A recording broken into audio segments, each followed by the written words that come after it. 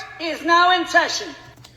Court is indeed now in session as we start the 2024-25 season, as we are less than 24 hours away from tip-off of the PSAC opening weekend.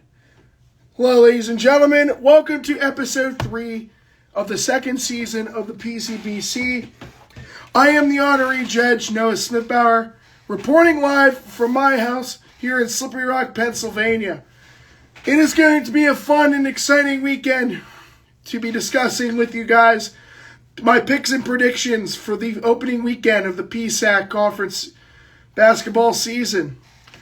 But before we get started with that, there are actually 2 games I have to do recaps of, because Gannon played 2 games in Lakeland, Florida as part of the Small Hall of Fame Classic, which is home to which is the annual tournament that occurs every year right before the actual opening weekend, in which 8 small college Division II basketball teams will compete in Lakeland, Florida, and usually these are some of the best teams in the country.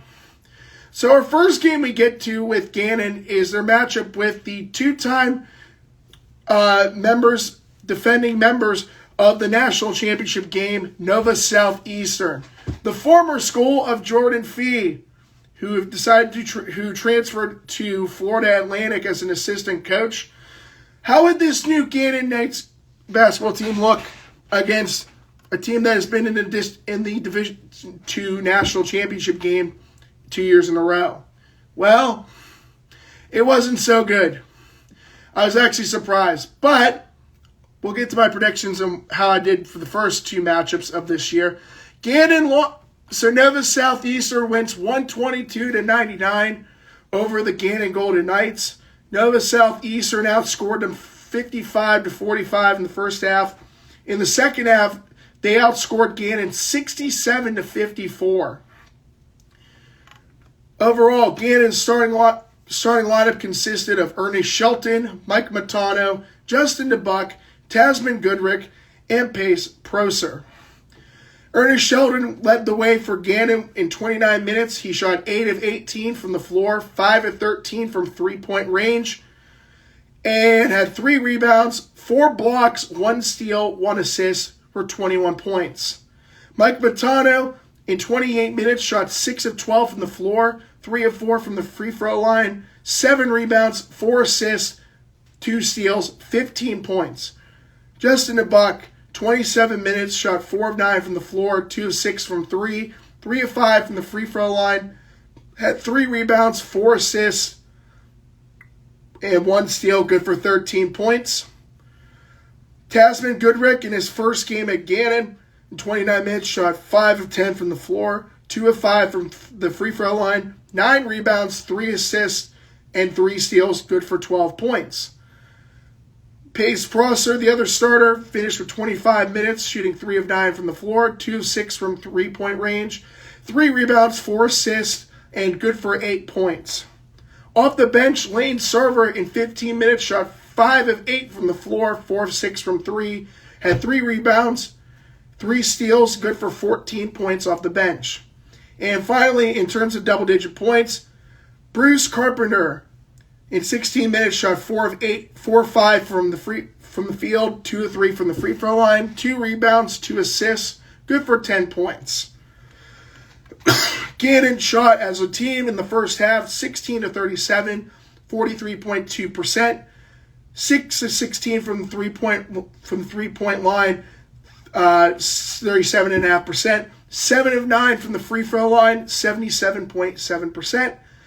In the second half, they shot 21 of 44, 47.73%, 8 of 18 from three-point range, 44.4%, and 4 of 10 from the free throw line, 40%. Overall, Gannon shot 37 of 81 from the floor, 45.7%, 14 of 34 from three-point range, 41.2%, and shot an abysmal 11 of 19 from the free throw line, 57.9%, which is kind of ironic because they, I believe, were a top 5 team in the free throw shooting last season. So not too good of a performance, but the point total is good. But when you're facing a team like Nova Southeastern, you have to play very well against them. They will completely destroy you. Speaking of which, the Sharks' top two scorers each had 32 points. MJ Iraldi in 34 minutes shot 12 of 22 from the floor, 3 out of 4 from three-point range, 5 of 6 from the free throw line, 10 rebounds, 1 assist, 1 steal, 32 points. Ross Reeves in 33 minutes shot 12 of 24 from the floor, 8 of 16 from three-point range, 3 rebounds, 2 assists, 4 steals, good for 32 points. Dallas Grazzini in 40 minutes shot 8 of 10 from the floor, 0 of 1 from three-point range, 2 out of 3 from the free throw line, 4 rebounds, 13 assists, 4 steals, good for 18 points. Your brother will be joining me in just a moment once we get to the conclusion of these two games. So be on the lookout. So yes, I have a very special guest joining me in just a moment once we get to the conclusion of these two games from Gannon over the past weekend. Riker Cesaric in 25 minutes shot 6 of 10 from the floor, 0 of 2 from 3, 5 of 6 from the free throw line, 11 rebounds, 2 assists, 1 steal for 17 points. And finally, Tyler Eberhardt, who transferred from the University of Charleston over this past offseason. In his first game with the Sharks, in 28 minutes, shot 3 of 6 from the floor, 1 of 2 from 3, 2 of 4 from the free throw line, 5 rebounds, 3 assists, 1 block, and 1 steal for 9 points. Adding on, excuse me, just trying to get through this cold right now that I'm battling with, so bear with me on this. Finally, Ryan Davis, 22 minutes, 3 of 5 from the floor, hit both of his three-point attempts, 0 for 2 from the free throw line, 2 rebounds, 2 assists, 1 steal, 8 points. Nova Southeastern in the first half shot 23 out of 48, 47.9%, 5 of 16 from three-point range, 31.25%, 4 of 8 from the free throw line, 50%. Second half, completely different story. 24 of 34 from the field, 70.6%, 9 of 13 from three-point range, 69.2%, and 10 of 13 from the free throw line, 76.9%. Overall, they shot 47 out of 82 from the floor, 57.3%, 14 of 29 from three-point range, 48.3%, and shot 14 of 21 from the free throw line, 66.7%. Second game, which occurred on Sunday, November 3rd, was Lake Superior State, the Lakers, a team that is considered to be an underdog in the upcoming tournament, possibly for this upcoming year, taking on Gannon. First half, Lake Superior State outscored Gannon 55-31. In the second half, Gannon outscored the Lakers 56-52, with Lake Superior State winning 107-87. Tasman Goodrick was their number one scorer. In 29 minutes, shot 6 of 12 from the floor, missed his only three-point field goal attempt, 4 of 8 from the free throw line, 12 rebounds, 1 assist, 1 steal for 16 points. Ernest Shelton in 32 minutes, 4 of 13 from the floor, 2 of 9 from three-point range, 5 of 6 from the free throw line, 2 rebounds, 2 steals for 15 points. Justin DeBuck, 26 minutes, 50% from the floor, 50% from three-point range, 2 for 2 from the free throw line, 4 rebounds, and 1 steal for 15 points. Pace Prosser in 34 minutes, 2 of 9 from the floor, 0 out of 5 from three-point range, 6 of 7 from the free throw line, 6 rebounds, 4 assists, 1 steal, 10 points. Mike Matano, 1 of 4 from the field in 14 minutes, 1 of 4 from the free throw line, 4 rebounds, and only had 3 points. 2 double-digit scores off the bench. Bruce Carpenter in 16 minutes, 2 of 8 from the floor, went 9 of 12 from the free throw line, 3 rebounds, 1 block, and 1 steal for 13 points. And Lucas Sakasi in 16 minutes, 5 of 7 from the floor, missed his only 3-point field goal attempt, 1 of 3 from the free throw line, 2 rebounds, 3 assists, 2 steals, 11 points. Gannon as a whole in the first half, 9 of 29 from the floor, 31%, 1 of 7 from three-point range, 14.3%. 12 of 20 from the free throw line, 60%. Second half, 19 of 41 from the field, 46.3%. 2 of 11 from three-point range, 18.2%. 16 of 22 from the free throw line, 72.7%. Overall, they shot 28 out of 70 from the field, 40%. An abysmal 3 out of 18 from the three-point range, 16.7%. And 28 out of 42 from the free throw line, 66.7%. For the Lakers, top scorer was Tyson Edmondson. 29 minutes, shot 9 of 14 from the floor, 6 of 11 from 3. Missed his only free throw attempt, had 2 rebounds, 4 assists, and 2 steals. Good for 24 points. David Womack in 33 minutes, 5 of 11 from the floor, 33% from three-point range. Hit all 7 of his free throw attempts. 2 rebounds, 3 assists, 2 steals, 19 points. Hunter Soper in 29 minutes, 7 out of 8 from the floor, 2 out of 3 from three-point range, 3 out of 5 from the free throw line, 10 rebounds, 5 assists, 1 block, 2 steals, 19 points. Kingsley Perkins, 26 minutes, 6 of 11 from the floor, 66% from the free throw line, 9 rebounds, 3 assists, 1 block, 16 points. And Adam Hurko in 27 minutes, 5 of 10 from the floor, 33% from three-point range, 1 out of 1 from the free throw line. 4 rebounds, 3 assists, 1 steal, 12 points. First half, the Lakers shot 21 out of 35 from the floor, 60%. 7 out of 13 from three-point range, 53.85%. And 6 of 9 from the free throw line, 66.6%. In the second half, 18 of 34, 52.9%. 7 of 15 for three-point range, 46.6%. 9 of 13 from the free throw line, 69.2%. Overall, the Lake Superior State shot 39 of 69 from the floor, 56.5%.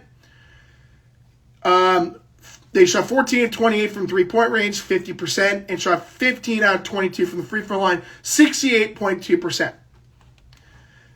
So out of the predictions, I got the game against Nova Southeastern correct.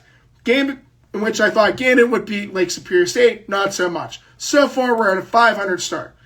Now, with all that being said and getting out of the way, please welcome a beloved guest of mine.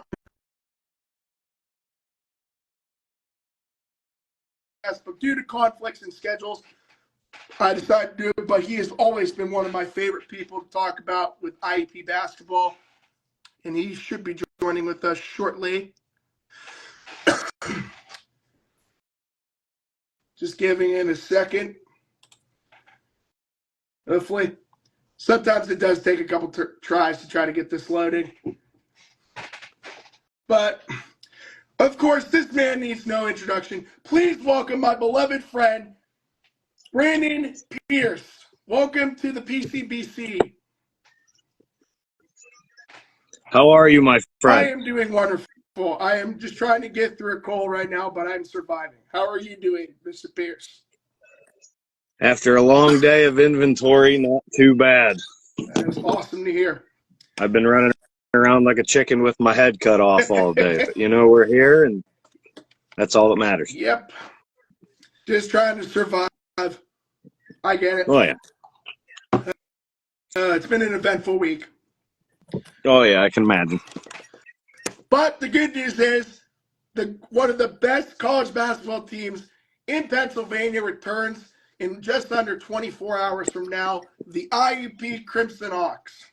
Cannot wait for tomorrow to see what this 2-game set over the weekend will look like for this new team, for this new roster.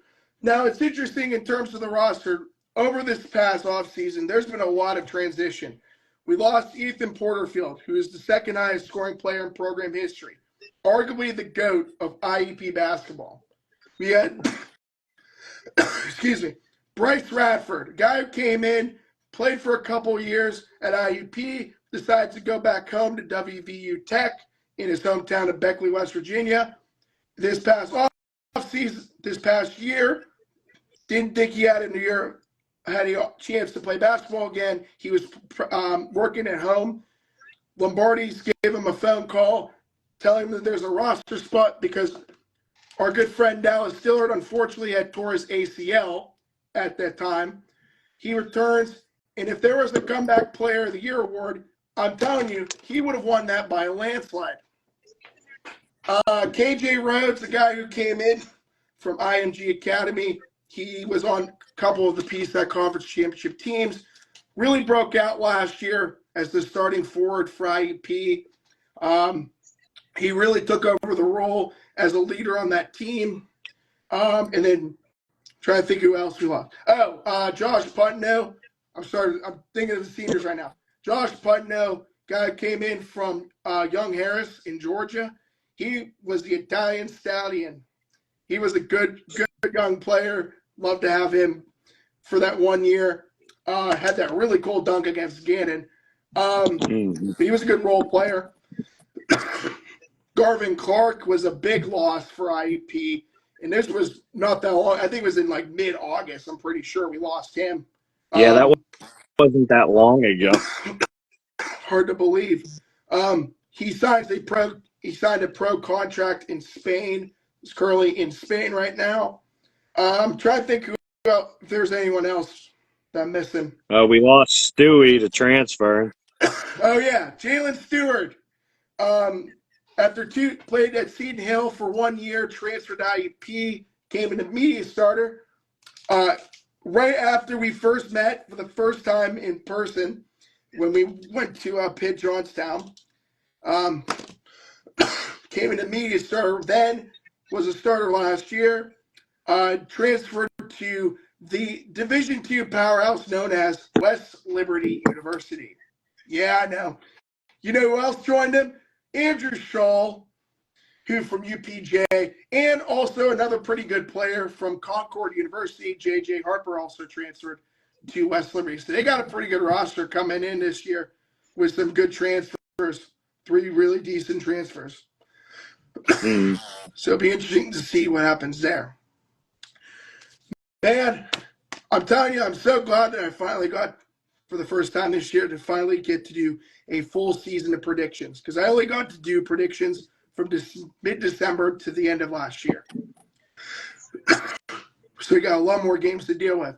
Buckle in. Welcome to November. This is college basketball. This is what I've been finally waiting for. But it's the most wonderful time of the year. Oh yeah, it is. And you said there was like 350. I think they said the final number was like 356 games over on Monday. Yeah, I think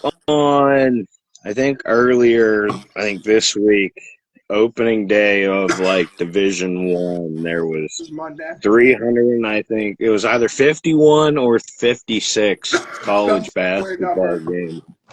Also got to send a shout out to Coach Manchell up at Mercyhurst. Picked up their first D1 win, I think yesterday against Morgan State. Yep. So shout out Gary. Shout out to Gary. Shout out to my man, the legend, Jeff Planutis from Hazleton, Pennsylvania. Old man Planutis.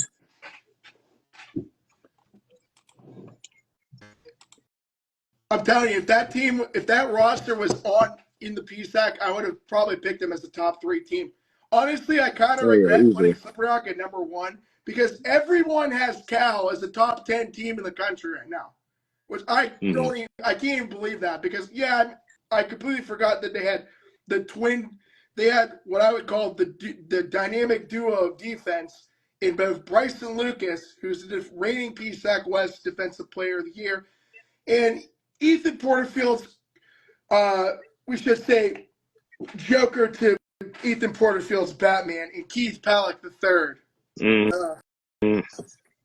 Along with the guy that I actually think is going to have a monster season this year, Donald Whitehead Jr.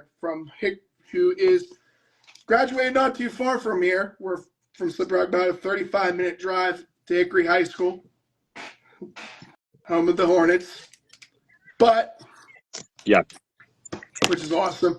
So let's get this gauntlet of a weekend out of the way. We got 36 games to go through. And luckily, only one team out of this entire gauntlet of games has actually played games. So we don't have to worry about, these teams have played numerous amount of games. Some of them haven't. haven't played multiple amount of games. Gannon is the only team that has played at least one game this year, so that's good. I agree with that, Ryan, that IUP is going to put up a good fight this year. Now, plus they got the White Mamba as an assistant coach. I saw that. And believe it or not, the two assistant coaches that Lombardi put on, they both followed me immediately after I commented on them. Brandon Mahan followed me back yesterday. It was like an hour later. I posted something about that. So there you go. So let's get to the Friday games. So this is going to be tomorrow. We start off with the IUP Crimson Hawks as part of a weekend stretch that will be taking place at the Worley Innovation Center in the Kanawha County seat in the state capital, West Virginia, Charleston. The Crimson Hawks start their opening season taking on Glenville State, the Mountain East Conference. Trying to go back. Actually, I'm going to look up their standings from last year just to see what we got. Okay, here we go. Poor Notre Dame College. What a shame that they disappeared. But the good news is a team that's not too far from us actually joined the MEC last year. Point Park, which I actually am interested to see. Their head coach was actually the head coach at SRU before Ian Grady took over, Kevin Reynolds. Did not like him. I did not like Reynolds at all. But anyways, IUP at Glenville State. IUP, from what you told me, has a completely different roster from what I was expecting. But then again, because of injuries going on, this kind of makes a little bit of sense. Yeah, from what I was told, I have a couple players that are still battling injury. I got Alfonso Pickens.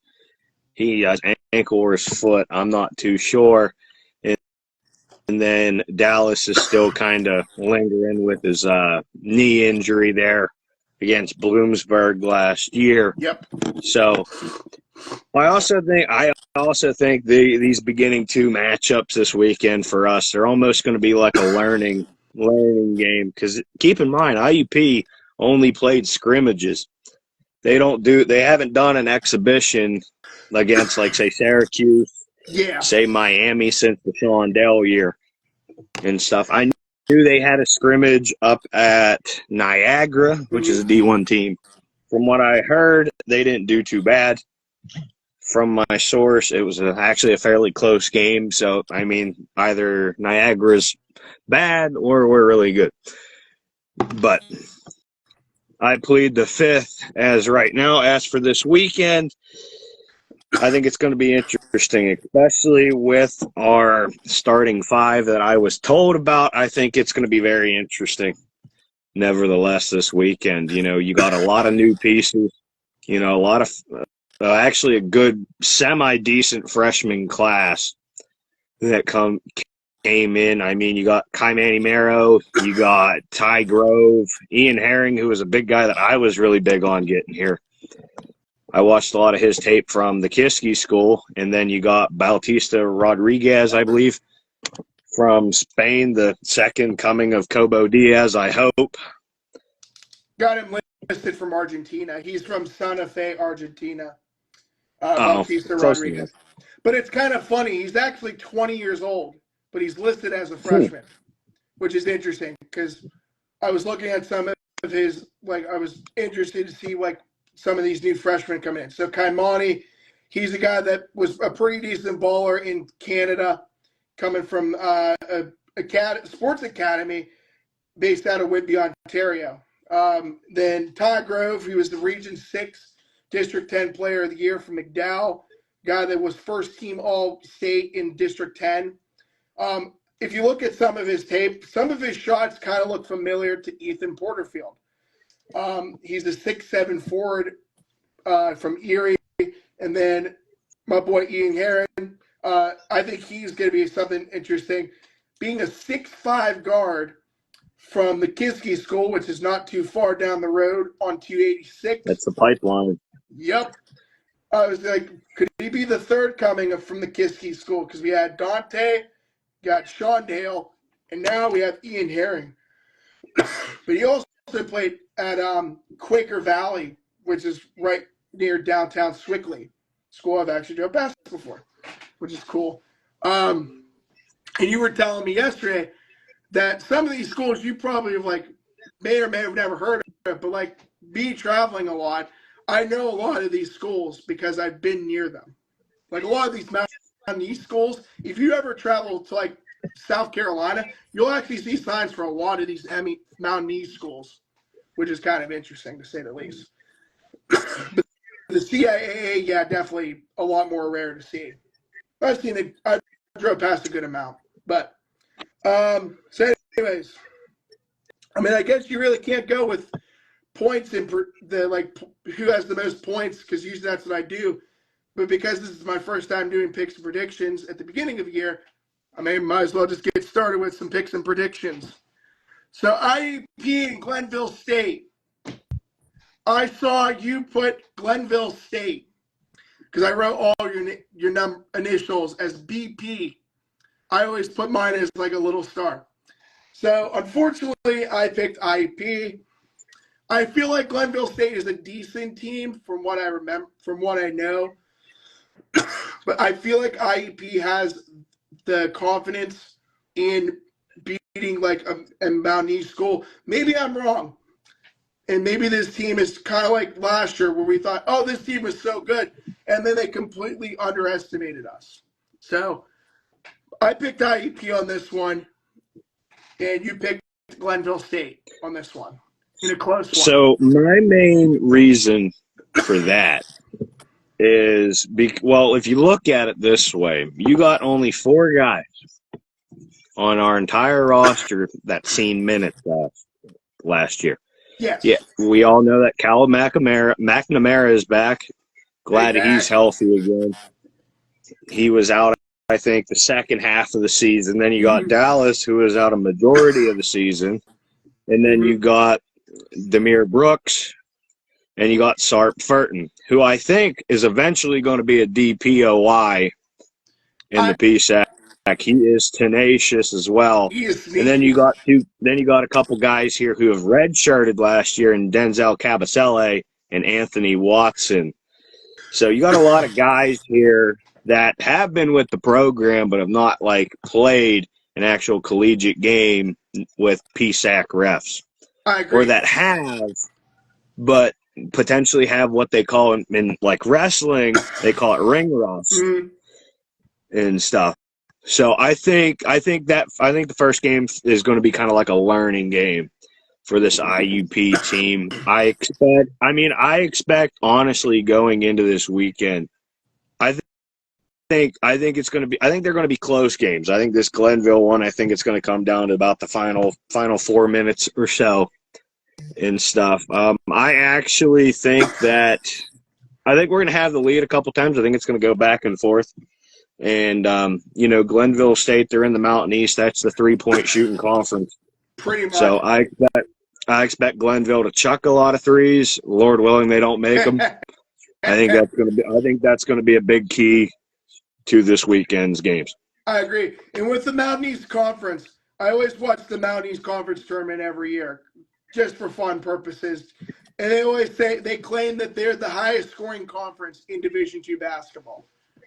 I don't know about that with the Sun Belt State Conference when you have Nova Southeastern, Florida Southern, Barry University, the University of Tampa. But I will agree, the Mountain East Conference is pretty competitive, and there's a lot of high-scoring games, usually because of West Liberty. You got West Liberty, Fairmont State. The University of Charleston usually has been pretty good the last couple of years. West Virginia State's usually pretty competitive. So it'll be interesting to see with that first matchup with IUP. Again, it's just we don't know what the roster looks like right now, and it's still early in the season. It's early in the year. It's game 1 out of 28. Next one, Lock Haven at Fayetteville State. We both agreed on this one. We both chose the Bald Eagles of Lock Haven. Now, with Lock Haven, I really like their roster. I mean, they just lost their best player in Justice Schultz, who is the PSAC East Athlete of the Year, transfers to D1 Siena. But they get a really sneaky good player in one of the LE brothers. and the other one transferring to Millersville.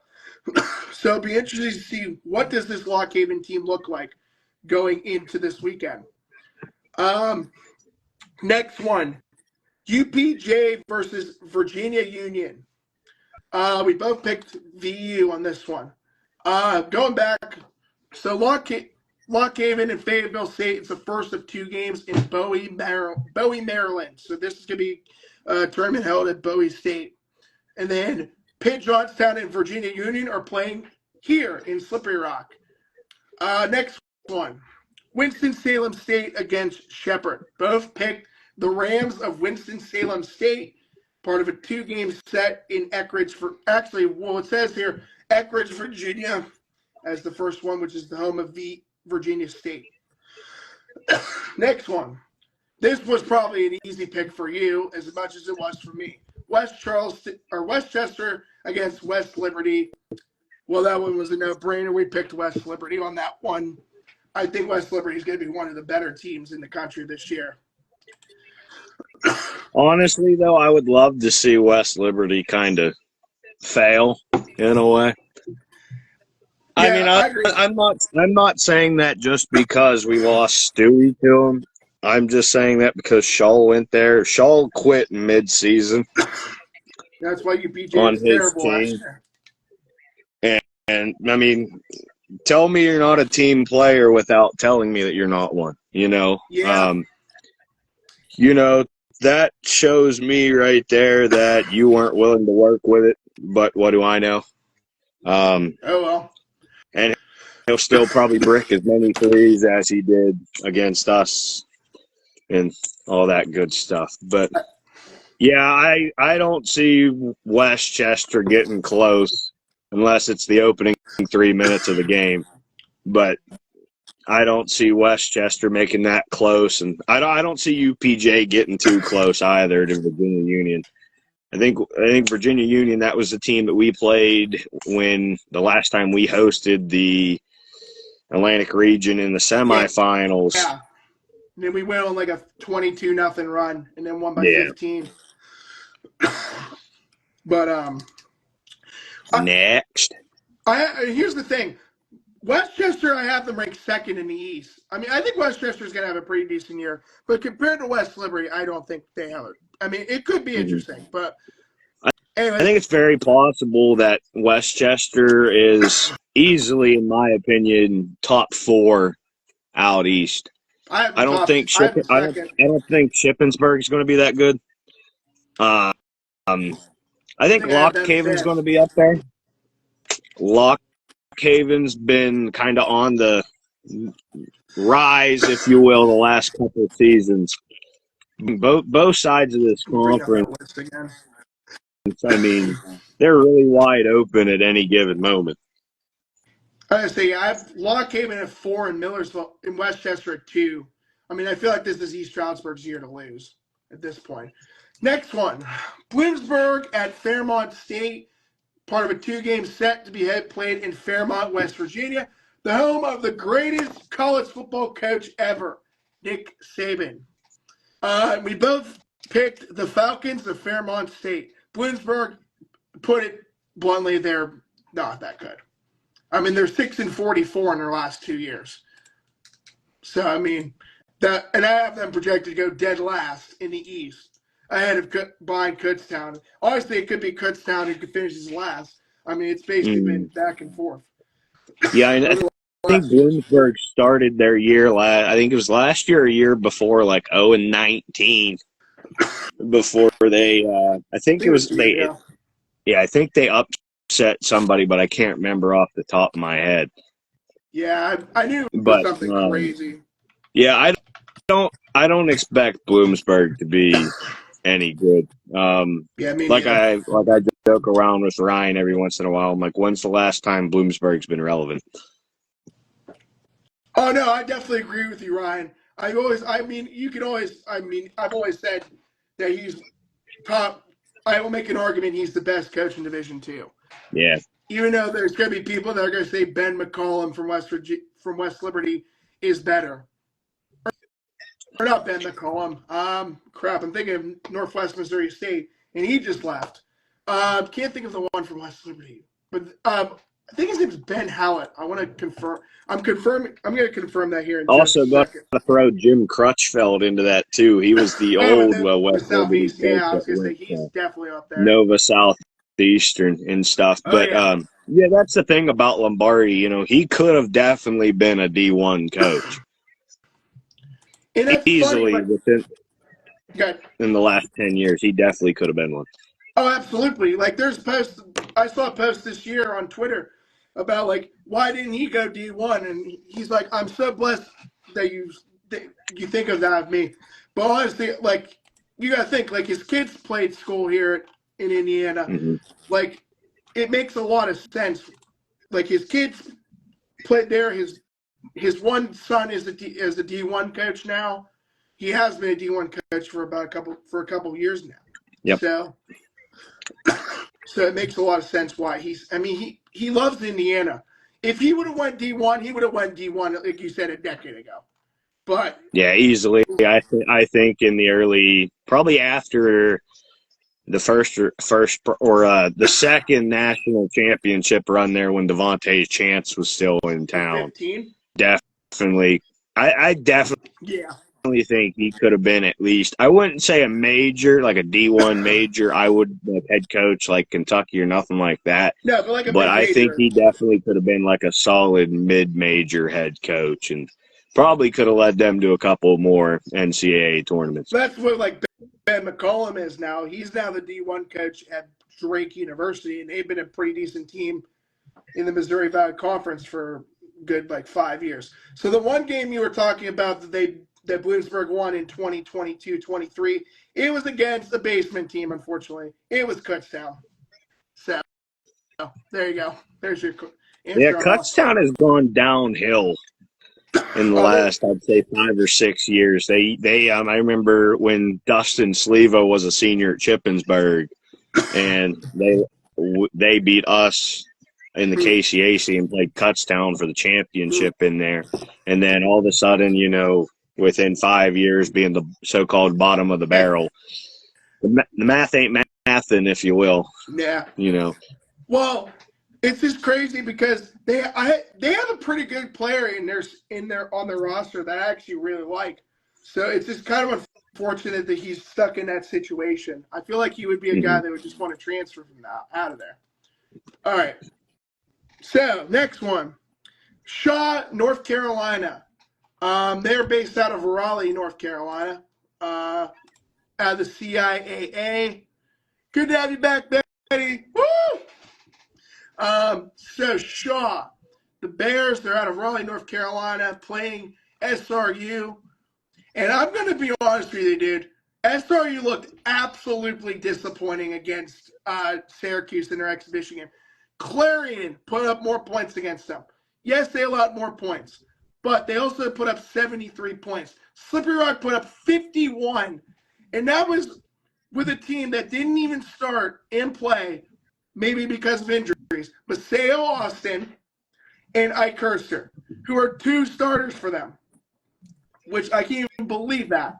But that, I would say, Dave Waters started. Joe Mogoings actually had a really good game against them. But it just felt like they were playing like they just did not do good at all. Like that first half was actually kind of close, but the second half, it wasn't even close. So I'm kind of suspicious on my pick to put Slippery Rock is still number 1 on my board for the PSAC West right now. That might change once we get to the actual in-division games. But we'll see. We both picked SRU on that one. Next one. This is going to be a good one. This is probably the biggest matchup of the weekend. 6th-ranked Cal against 11th-ranked Charleston. We both picked UOC on this one. I just want to see Danny Sandcombe lose. That's all I want to see. I don't blame you. That's exactly. I had a feeling you were going to be like, yeah, Danny Sandcombe's good. I just want to see him lose. If there was the competition for the biggest meltdown in PSAC, he would have won that award by a landslide.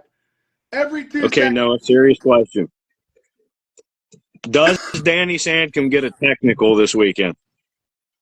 Ooh, that's a good question. I think that might be an ESPN best bet up in here. Oh, geez. That's the thing. He always gets away with complaining so much. So I don't know. I mean, it'd be funny. It would be funny, but I don't know about that one. I mean, it would be funny, but I don't know. They kind of get away with a lot of stuff in Division II compared to Division I. That's just my opinion.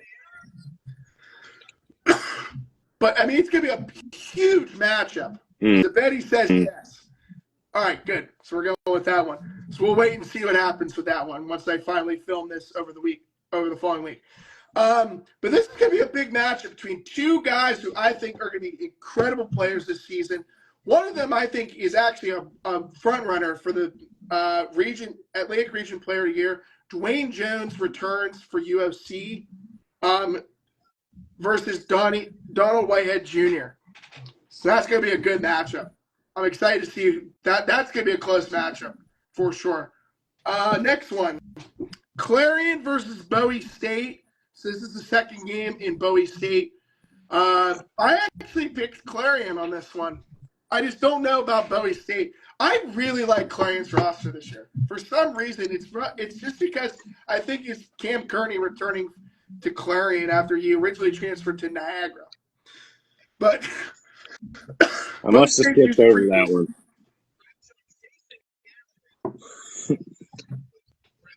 Yeah, I skipped over that one. But I think honestly, I think Clarion has a good shot of pulling it out. I think Clarion has potential to be a good team. Obviously with Kearney coming back, that's a big thing. And obviously they lost Steve from Blue's Clues. Not too far away from here. He's an hour north of here. No, that's what I think's funny. I kind of question as to why he decided to. That was a fairly quick recruitment, though, to Edinburgh. That didn't take too long because I think he was only in the portal for maybe a week at most before he went to, sadly, the Borough, who I think the Borough might be a playoff team. They might squeak in, but I don't see it. They might need a. Nope, I don't see it at all. I mean, they have. They lost. What's the heck's name? Jack Gallagher. They have Dante Wilcock, who's a pretty good player. I actually have Edinburgh dead last in the West, but we'll get to see what your pick. I'm gonna actually ask you who you think your team's ranking will be from 8-1 in the West and then 9-1 in the East. I'm kind of curious to see how that will be. But moving on, another 7:00 game in Petersburg, Virginia.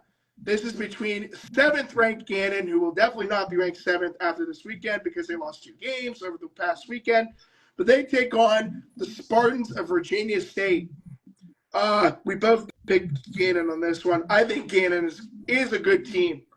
Against Virginia State, they're going to try to play defense with them because the CIAA is definitely a trap. What we basically would say in hockey is a neutral zone trap. They play the most boring style of basketball you can imagine. They basically play like Mercyhurst, where it's just play defense. You can't shoot the ball, that's fine. Allow only like 50 points a game, and their games are like 50 to 45. But, yeah, I think Gannon will win that game easily against Virginia State. Although it could be close. We'll see. Next one. Edinburgh versus West Virginia. Wesleyan.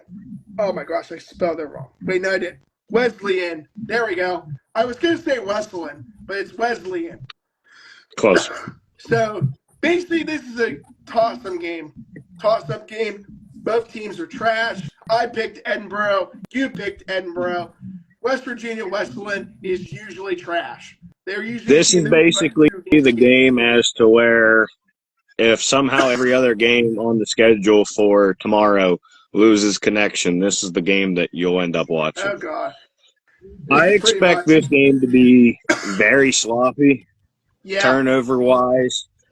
I mean, I know that we've dominated against Wesley in the last few years that we've played them in the Thanksgiving Classic up here and stuff. And I know that we've beaten Edinburgh merciless the last few years. Merciless. There's been some close ones, even though we forgot our uniforms there that one year. But last year there were 2 close games with because of Bernie one. I mean, heck, Garvin Clark shooting that 40-foot three that basically sunk Ambrose' chances of beating us last year.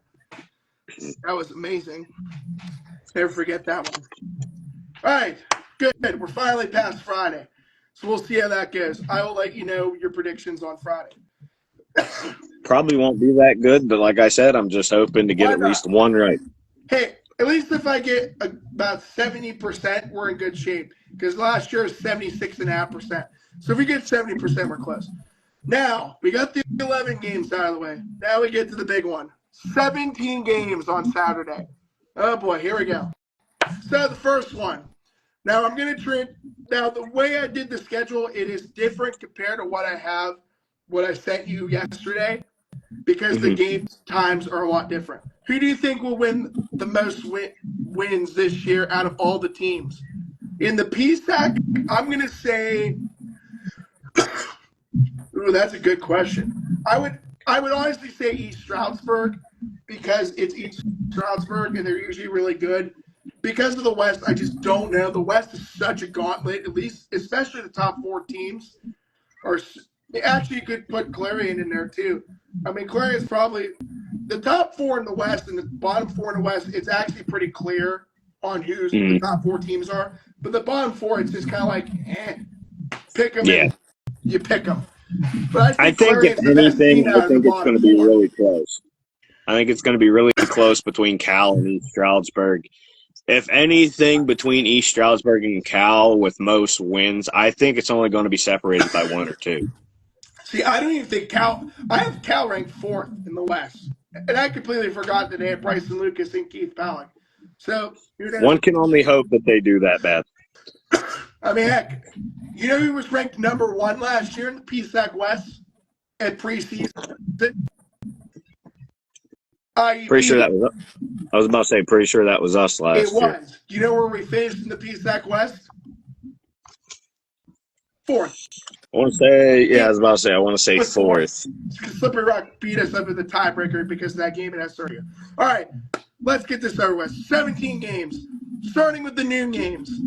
Cal taking on Glenville State, the first of 2 games in Charleston on Saturday. We both picked Cal on that one. Again, Cal, I think Cal's going to be a good one. Glenville State, they might hang in there for a little bit, but I'd think Cal's better. Next one. So this is 3 games at 2 o'clock. Or actually, correction, let me see. No, 2 games at 2. Clarion at Fayetteville State in Bowie, Maryland. We both picked Fayetteville State, although Clarion could make this close. Next one, this game did get switched from a 4 o'clock game to a 2 o'clock game. It is IUP at Charleston. As crazy as this sounds, I actually have IUP on this one. Spoiler, you can probably guess I usually pick IUP, even if they're the team that's probably going to lose. But you never know. IUP is a competitive team. I think this game is going to be close with Charleston. If they can shut down Dwayne Jones, this game could get very interesting very fast. Yeah, I think definitely shooting the ball well is going to be a key. You know, free throw shooting, that's another big key, is free throw shooting. Also, like, I know we're not getting into the keys of the game yet, but I'm going to do it anyway just because I can. Be smart with the basketball. That is the main thing. And that's what kills us. I've seen it in college games I'd be watching on the TV. I see it on NBA games. Teams that are sloppy with the basketball normally don't do that good. Exactly. And just trying to shoot the ball. Another key thing that I always have said, and this killed IUP last year in a bunch of games, free throw shooting. They were the worst team in the conference in free throw shooting last year. But here's the thing, though. They're going to get some guys who actually can shoot free throws. And another thing that kind of screwed us a little bit was three-point shooting. also going to be a boost for us. We got Luke Triggs, who's a 39% three-point shooter. Denzel Casablanca, who was a 40% free throw shooter just 2 years ago, three-point shooter from 2 years ago while he was in community college. You got Dallas Stewart, who's a pretty decent three-point shooter. You got Sarp, who's a pretty decent three-point shooter. You got Christian Moore. I mean, I feel like this is a team that can shoot the ball a lot better than they did last year. But we'll see.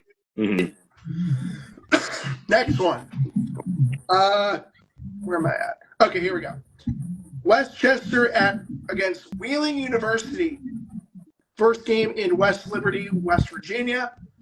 I think we have I picked Westchester. You picked Wheeling on this one.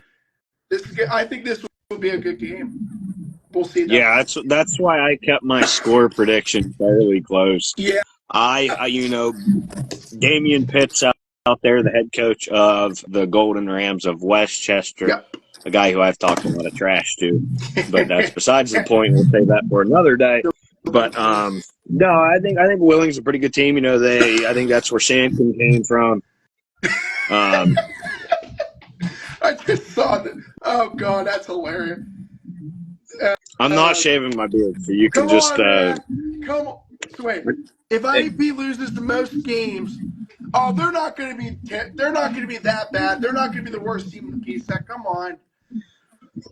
Come on. But no, I think it's going to come down. I think that's going to be more of a defensively minded game. I think it's going to come down to the second half.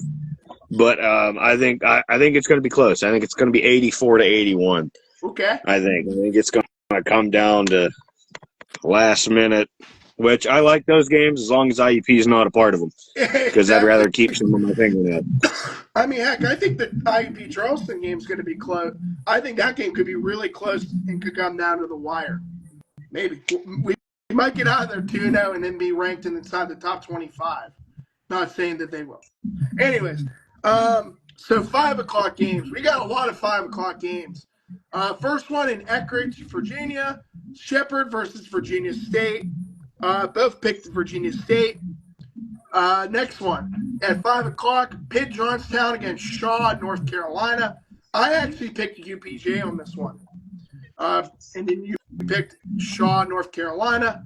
There we go. Yeah, I'm gonna wear that. I'm gonna wear one of my shirts for the next episode. Which one is that? Question. That's my Kobo one. I have all 3. I got all 3. And I thought I had the other one around here somewhere, but here it is. I think I got it. Give me a second. Technical difficulties.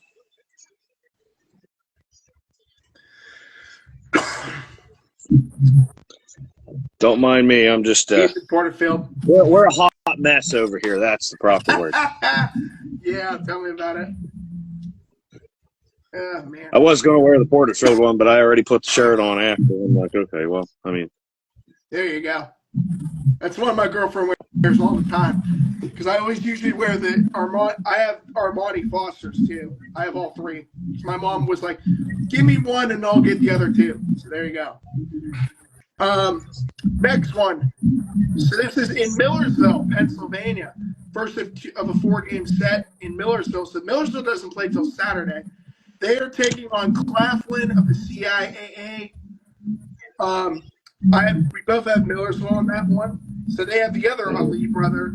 And they also have a guy who is going to be a pretty dang good player. And I have him as the front runner as East Athlete of the Year, Drew Stover. Dude shot 71% from the field last year, which was a school record. Does that sound like someone familiar from the PSAC West? Oh, John Paul Kropka. Right. I forgot about that one. No throwing him under the bus. JPK. I mean, he did shoot like 60% his senior year, I'm pretty sure. Something like that. Next one. So this is in East Stroudsburg. So East Stroudsburg doesn't play till Saturday as well. Did I not write? Oh, crap. That's a 7 o'clock game. My correction. My bad. Give me a second on that one. So 5:30. So this is a game that said to be announced.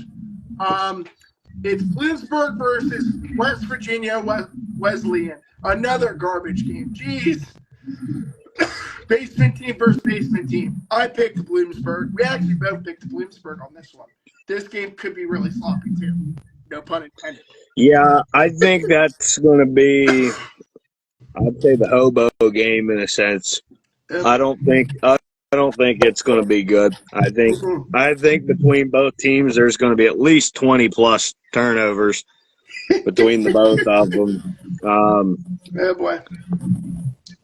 Would I watch that game if I was being tortured to? But exactly. But no, there's a lot of other good games here that are on the slate for Saturday. Oh yeah. So let's see. Next one. Gannon. Where's Gannon? Okay, yeah. Wait, where am I at? Did I talk? I think it's Gannon versus, I think, Winston-Salem State this week.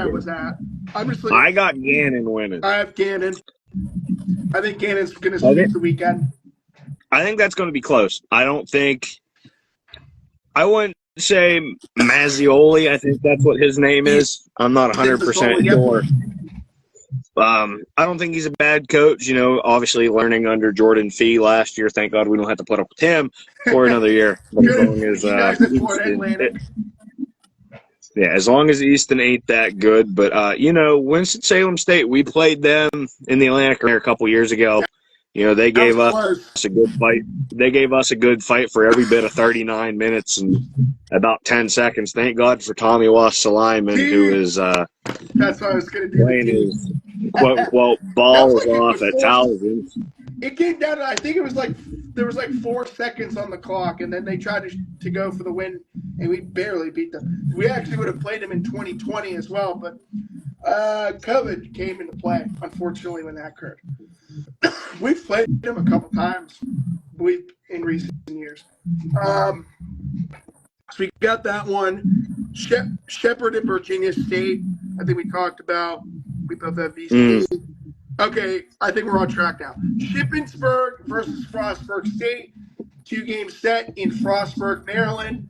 Team that actually is, I think, could make the transition to the PSAC soon because it's close to a lot of the teams, and they're actually about an hour and 45 minutes from Pittsburgh.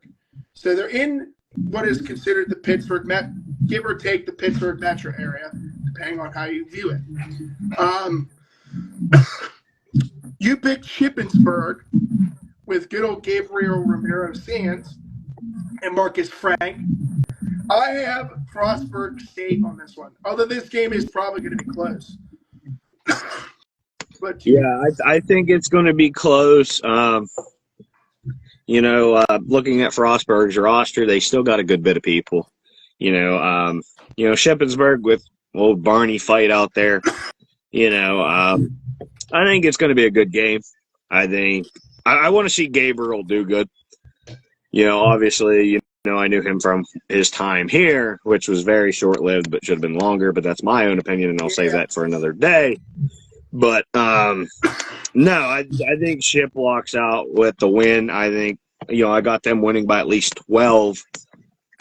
Low scoring, I think. I don't think they're getting over 70 points. You know, Shippensburg is, and that one. I think this weekend there's going to be a lot of like Atlantic region preview games.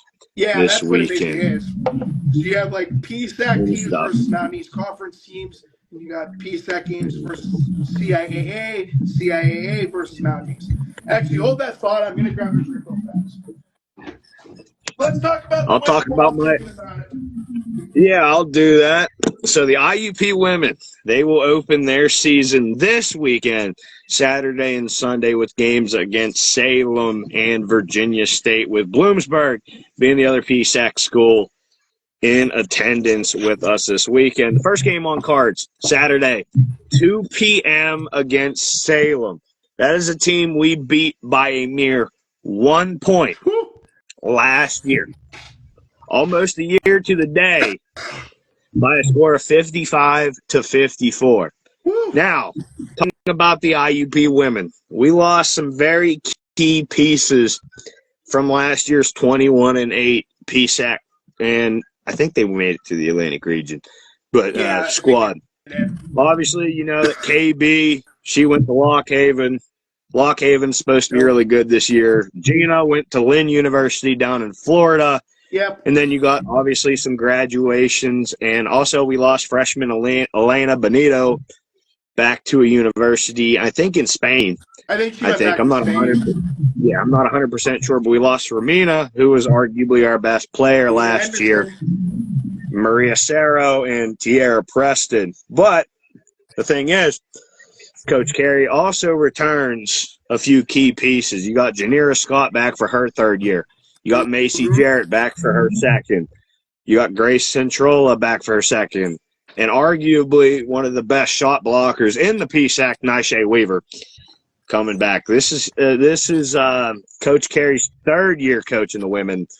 He's at a 39-18 record, which I figured would be more, but that's a 68% win college. And I got a bunch of notes here written down. I wrote this stuff down at like 7 a.m. That's my man. Let's go. But I think Carey had a good offseason like Lombardi did. You know, he brought in, let's see here, I'll count them real quick for you. 1, 2, 3, 4, 5, 6 transfers and 3 freshmen. That is 9 players on a team that are brand spanking new. You look at some of them. We look at this one that we've seen even last year or a year before. We've seen Marin Miller from Millersville, a PSAC East Women's Player of the Week a few times as well out there. You got Shamaya Strayhorn from Willing, another Mountain East girl there herself. Kamaya Damberville from Monroe College up in New York. Ellie Wilkerson from Georgetown College, not the Hoyas, but a smaller rendition of Georgetown. Right. Chimera Ileana, I probably butchered that, but she's a junior. And then you got Naomi Zulita from Delaware State. Then we go to our freshmen. You got Lily Jordan from Morgantown. She's a forward. She was such a dominant force down in Morgantown. You know, she is almost unguardable in a sense down there.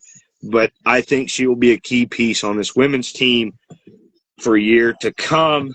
You got Madison Zavasky from Pine Richland. And then you got Tessa Seagreaves from Coopersburg, a guard out of there. Overall, I think this women's team, they'll be at least an 18-plus win team. You know, I see on Instagram all the time, a lot of the girls spend time with one another, getting to know one another and, you know, working on it. My prediction for the starting 5, I think they put Marin at the 1, you know, obviously from what she was doing out in Millersville and stuff. I think you put Janira Scott at the 2. She's a very good ball handler and defensive player for even being how tall she is, which is about the same height as me, but we don't talk about that. Now we got Shamaya starting at the 3, Grace at the 5, and then I'm putting Shay at the 4. The women's team got taller. 7 players on this team are 5'10 plus. Jeez, that's as tall as me. Good Lord. But going into this weekend, Salem is coming off an abysmal 7-24 record. I think we're the first-year head coach. I didn't catch the name because I was in a bit of a hurry getting all that stuff wrote down. But Bloomsburg is coming off an 8-20 record. You know, they're just the dumpster fire out there for both men and women's basketball. At least their football. And then you got Virginia State coming off a 23-5 record with a Final Four appearance in the CIAA tourney. Ooh. The game to watch this weekend, women-wise, in there at IUP is IUP versus Virginia State. Okay. Both teams should definitely, in my opinion, be playoff teams come March. And like I said earlier about some of the men's games, this has potential to be a game that we see come March. That game is on Saturday. I want to say 12 o'clock, but I might be wrong. But, yeah, I think it's definitely going to come down to I think Bloomsburg and Salem on Sunday, is going to be a kind of what we've called about a few of the other Bloomsburg games, dumpster fires. I really want to see what we did, what happened there. I think it was 2 years ago when Slippery Rock was in there for the women's classic at the beginning of the year. I'll never forget there was a guard on Slippery Rock who was trying to take a charge but fell way too early. Ooh. And it was so funny. I remember that girl was 2 feet from her, and she just, she Tommy Wadded and everything, screamed and everything. Oh, man. But, no, I think, I texted you yesterday, it's going to feel great getting back into the Kowalczyk Center. Absolutely. I will say this once, and I will say it again probably 100 more times. Walking into the Kowalczyk Center for the first time in basketball season just hits different. Absolutely. I don't know what it is, but I've come to notice it. It's going to have that new – I don't know if there's a new court smell, but I hope there is because, just seeing pictures and seeing videos that the volleyball team's been playing on it, this court looks awesome. Absolutely. I think it looks great. I think it fits this new era that IUP's in within the last couple years. The old one wasn't bad. I liked the old one. There was a lot of memorable moments on that old court. But I think as well as the IUP faithful did, I think it was time for an upgrade. And Lord willing, we'll make some new memories on this one. Yeah. I think within the next 5 years we're going to have another couple championships back at IUP where they belong. Awesome. We won't, the first year we won't be able to host it. It's the earliest is 2026, since the East is hosting it this year, unfortunately, which means long travel. I don't want to have to drive out to Shippensburg again. That was a drive and a half. That was actually one I was going to go to, but I was like, nah. So they go. That was the closest. That was such a long drive. Oh yeah, I don't blame you. From my house, it's 3.5 hours. I'm so glad we won that game because I'd have been so pissed had we lost. I literally was getting out of work and I'm like, oh my God, I have to watch this. Lily came down and just in time watched the final shot. I'm like, oh my God, please miss. And then he missed it. The Salem head coach for the women's, her name is Michaela Edgell. It's an interesting name. Not too bad. We'll get my thoughts on the men's once we get through this. We still got 18 more. Quite a few yet. Oh yeah, let's get through this. Just run through, and I'll yell with you. All right, here we go. Where are we at? Lock Haven versus Bowie State. We both picked Lock Haven. Lock Haven. Slippery Rock versus Virginia Union. I have SRU. I got Union winning. I just don't want to see Slippery Rock be successful. No offense to you, but their football team pissed me off too much. No, I get it. Early in the season, usually I pick Slippery Rock in a couple games, trying to be somewhat fair. But, the football team is probably going to make the playoffs. They host Seton Hill on Saturday, which I won't be able to go to. But next week they play Bloomsburg, who's pretty decent. If they win the next two, they're in the playoffs. So I'm still in that session of the time of the year where I refreshed early for football, but I also have IEP basketball. So, I want to get back down to Slippery Rock for a basketball game. I was down there, I think, when they just lifted the COVID ban, and this will be a memory I will always remember. We were sitting with Dave Morris's and Armoni's family down there, and the Barney song came on. That was a Clarion. I think it was a Clarion last year, or 2 years ago, when I went to Clarion, and they did that. I'm like, yeah, and they're going to beat the crap out of Clarion. And then they proceeded to beat the crap out of Clarion. Years ago. And I remember everyone like Slippery Rock wise was just like sitting down, like doesn't really care. And then there's just this section of us, maybe 10, 15 people just dancing and having a good time. Exactly. And like I will say this about the IUP faithful, myself included, we travel fairly well. We do. Like, especially like Slippery Rock games. I remember when I went down there, we traveled fairly well down there.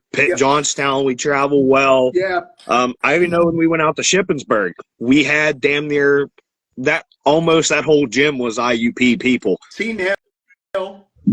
Because it's like I want to go down there. I want to see how small that place is. Because I've heard some stories that it's fairly small. You've never been to the McKenna Center. So I've been to Shippensburg, Clarion, Pitt Johnstown. Yep. I lost my damn train of thought. My apologies on that. Okay, Clarion. Slippery Rock. Clarion and Pitt Johnstown. I think I've been to 4. Okay. I've been to all the PSAC West facilities. That included Mercyhurst. Seton Hill I've been to the last 2 years. And let me tell you, good luck if you have a hard time walking, good luck trying to drive and walk your way up those massive steep hills at Seton Hill, because it is about as bad as Clarion to walk up that facility. I mean, it's a really nice facility, don't get me wrong. But yes, that facility is stupid small. It literally feels like you're in a high school gym. That's how small it is. Make walkways in the stadium shorter.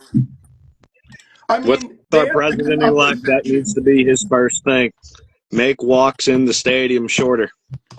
Oh, yeah. Trump, do it. I mean, Clarion is you have to walk up a hill. Slippery Rock, you have to walk up a hill. So you basically park across the road. Yep, that's what I do. And see, I know my way around Clarion fairly good, but I don't know. It's in a weird spot. My girlfriend went to Clarion. So where their university is nowhere close to their football field. No, their football field's like a mile west of downtown Clarion. Yeah. But like walking back to where it's at, you basically have to walk around damn near the whole building and go in them doors. And let me tell you, I might not be the skinniest person. I might not be the fattest person. But when it is 20 degrees and it's blowing snow, that's cold as hell. Oh, that's right. I was going to say, because the last time I went to Clarion, my girlfriend lost her phone. And we had to go back into the facility to get her phone. I'm like, oh, my God, you got to be kidding me. But yeah, she is a Clarion alumni in 2022. So I still respect her for that. Although the last game against Clarion did not go the way we thought it would go. Oh, well. Steve got lucky. We'll start a new winning streak this year. At least we still have our one winning streak against Slippery Rock in Indiana. So at least we have that streak going. Although that might be a risk because I've stated earlier, I think it was in episode 2 with my previous, this is the best Slippery Rock team I've ever seen in my time at Slippery Rock and living in Slippery Rock. This is one of the best teams I've seen out of SRU. Goodness, let's get, now we got, let's see, Virginia Union District. Elizabeth City State versus East Stroudsburg. Both picked East Stroudsburg. Yep. Next one, Mansfield versus Point Park University. We both picked Point Park. We both picked Point Park, which is located in downtown Pittsburgh. You may or may have not heard of it before. Home of the Pioneers. Team we played last year in an exhibition game. That was almost bad. Yeah, it was. I think we won by 10. But they had a really good roster out here. And their head coach was the former SRU coach before Ian Grady, Kevin Reynolds. And he was a pretty good coach. The hippie. So it'll be interesting to see how Point Park will do in year 1 being part of the Mountain Yeah, I see them absolutely rolling over Mansfield. I think Point Park will beat Mansfield. Fairmont State versus Edinburgh. The pick Fairmont State. Fairmont. Salem versus Seton Hill. I have Seton Hill. Go Ryan, Mike. Like I say, yeah, I think Salem's going to win. I don't see Seton Hill being good. I think, like within the last few years, I think they're going to be another bottom of the barrel team.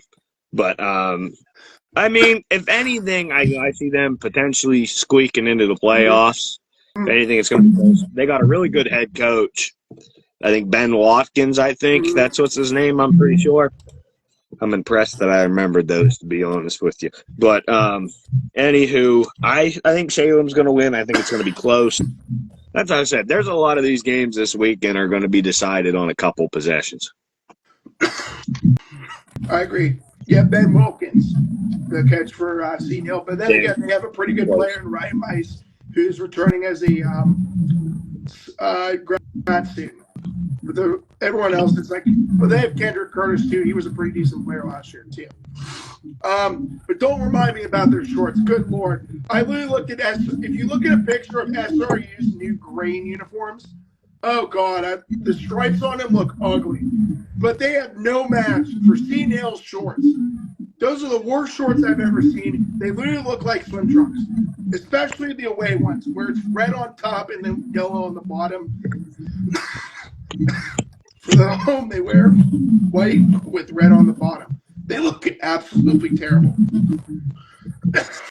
And finally, now we're on Sunday, November 10th. 1 o'clock games. Shippensburg against Salem. Shippensburg, I picked that. You picked Shippensburg as well. Yep. Mansfield versus Claflin. I picked Mansfield. You picked Claflin. Seton Hill versus Frostburg State. We both picked Frostburg State. Now it's kind of funny. Frostburg State last year went 3-26. Ooh. So maybe they'll win. Maybe they'll upset Seton Hill. So that's why I like Frostburg State this year. It's bad when we're talking about an upset when it's over Seton Hill. That's pretty bad. Oh yeah. I mean, hey, I think it's going to be close. Next one. Yeah, I think that's going to be fairly close as what I picked for my score of that game. I think that's going to be another. A lot of these games, it's defense, defense, defense, and I picked Frostburg winning by at least 5 over them. Man, I just hope IUP walks out of these with some big time wins, at least 10 plus, because Lord knows I don't do close games too good. I mean, yeah, I agree. Like some of those games, like, all right, next one. This is a 3 o'clock game. So the first 2 games, Salem, Shippensburg, Mansfield, and Claflin, 1 o'clock games. 3 o'clock game was Seton Hill and Frostburg State. And the other 3 o'clock game, Point Park versus Millersville. I have Millersville. I just think Millersville's got a really good roster coming in this year. You picked Point Park. That's the thing. Yeah, I think good games are going to be interesting with Miller. I just think Millersville's a better team right now. Yeah, I think personally on Sunday, I think that's going to be the game to watch. I know Coach Casey out there in Millersville, the bald-headed guy who kind of looks like the one assistant coach for UPJ. But no,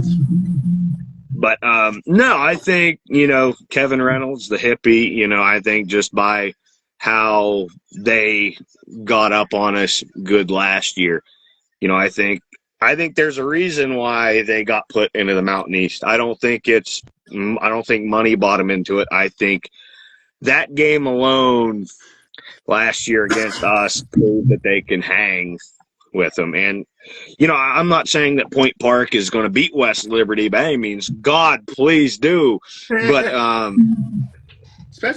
don't see it. Yeah, I don't see Point Park like obviously beating West Liberty, but I see Point Park definitely going to be a top tier team just by the success that Reynolds had at Slippery Rock during his tenure. Yeah. I know he gave IUP some good runs there. I know he's played in a conference championship there at IUP when I think Matthias Keita or Marcus Keita was still playing for us, and that's been a while. But no, I think, obviously, we got a couple more games here. I think we got Elizabeth City State and against Kutztown. Yeah, Elizabeth City State, that's an easy pick. Kutztown's Yeah, then you got East Stroudsburg over Lincoln. That's what I got. I think that's going to be a close game. I think Lincoln's been pretty good. Lincoln's been a fairly strong force in the CIAA tournament down there. That's one tournament I actually look forward to watching every basketball season on the ESPN Plus. But, I think it's going to be interesting, to say the least, this weekend. Like I said, I was watching the new Pitt Johnstown women's team. Get absolutely basically, and that team is. I don't know what happened to Mike Drehos, who was their head coach down there for about 5 or 6 years. Not sure what happened to him. Don't really care, but I just hope the Peacock ref and Sir Stretch a lot and Mr. Pinocchio all retired, and I hope that. And I can only hope. Oh, what the hell do we call that one rest of the guys? I can't think what we call him. Still the head coach of UPJ. He's been there for forever, over 30 years. I think it's just the legacy that he's built there, because he's been there for I think you said over 30 plus years. Yep. Honestly, they haven't had a lot of success in the PSAC. I don't think they've made it past the quarterfinal round, because I solely remember we kept getting matched up with them and they kept losing. Yep. But no, like I say, for our viewers out there, if you're anywhere near any of these schools, get out there, watch one. Absolutely. I mean, that's what's nice about, Division I games are awesome. March Madness is awesome. If you ever get the chance to go to March Madness, go. I've gone twice. It's amazing. The atmosphere is incredible.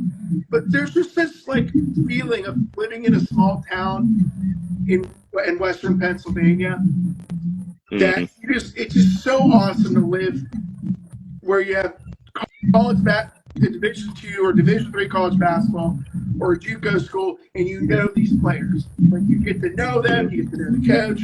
It's just incredibly awesome. There's just that feeling in Division II that just makes it a lot better to watch and follow than Division I, in my opinion. But yeah, I'm not dissing D1 by any means, but those guys have a lot more. I wouldn't say a lot more going for them, but a lot of those guys, they're probably going to be pro players here within the next couple years and stuff. But our D2 guys, I'd say, are a little more down to earth, if that's the problem. But no, I agree. Yeah, looking forward to it. So I gotta ask you, okay, who do you think is going to be our leading freshman for the year in the men's side? I almost fell off my chair. We don't talk about that. Oh no, you fell. That's a good question, because again, we don't really know what's going to happen right now with these freshmen coming in. I mean, we have a really good freshman class this year compared to other but both sides. Years. Yeah, both sides, men's and women's, both probably, arguably have one of the best. Well, I hope for years to come we're going to look back on it and be like, yeah, that was one of the best freshman classes. I think our big four in the men's side of things, I would love for those four to stick together through their years and at IUP.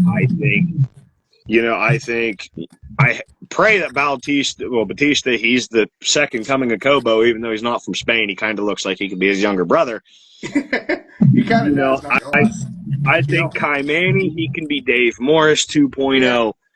You got Ian, he's 6'5" and a guard. He can play damn near everywhere.